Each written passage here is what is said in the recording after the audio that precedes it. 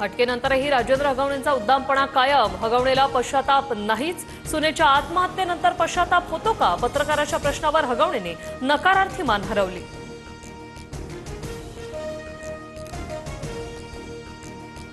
वैष्णवी हगवणे मृत्यूप्रकरणी सासरा राजेंद्र हगवणे आणि दीर सुशील हगवणेला अटक. स्वारगेट परिसरातून दोघे अटकेत.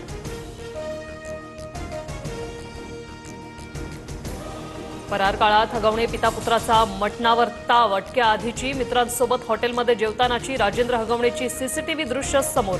आलिशान गाड्यांसह फार्म हाऊसवर मुक्काम करत वैष्णवीच्या दीर सासऱ्याचा 7 दिवस राजेशाही थाट. वैष्णवीच्या जावेने तक्रार केली तेव्हाच कारवाई का नाही? चाकणकरांवर सदोष मनुष्यवधाचा गुन्हा दाखल होऊ का नये? रोहिणी खडसेंचा निशाणा. रोहिणी खडसेंकडून धमकी मिळाल्याची पीए नाफडेंच्या पत्नीची तक्रार. दिव्याखाली अंधार असणाऱ्यांनी बोलू नये. रुपाली चाकणकरांचा खडसेंवर पलटवार. राष्ट्रवादीतील पुण्यातील पदाधिकारी चाकणकरांवर नाराज. एक कलमी कार्यक्रम घेऊन चाकणकर निर्णय घेत असल्याचा आरोप. सूत्रांची माहिती. तर अजित पवार याबद्दल निर्णय घेतील. चाकणकरांची प्रतिक्रिया.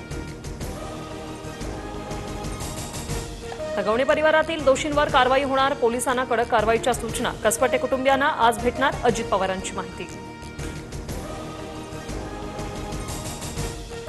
हगवणेंच्या घरी घडलं त्याला अजित पवार जबाबदार असू शकत नाहीत. वैष्णवी हगवणे प्रकरणी जयंत पाटलांकडून अजित पवारांची पाठराखण. 22 जूनपासून सुप्रिया सुळे राज्यात लढा उभारणार. हुंडामुक्त महाराष्ट्र आणि हिंसामुक्त कुटुंबाचं उद्दिष्ट हीच वैष्णवीला खरी श्रद्धांजली ठरेल. सुप्रिया सुळेंची प्रतिक्रिया. 6 जूनचा शिवराज्याभिषेक सोहळा बंद केला पाहिजे. तिथीप्रमाणे सोहळा झाला पाहिजे. संभाजी भिडेंचं वक्तव्य.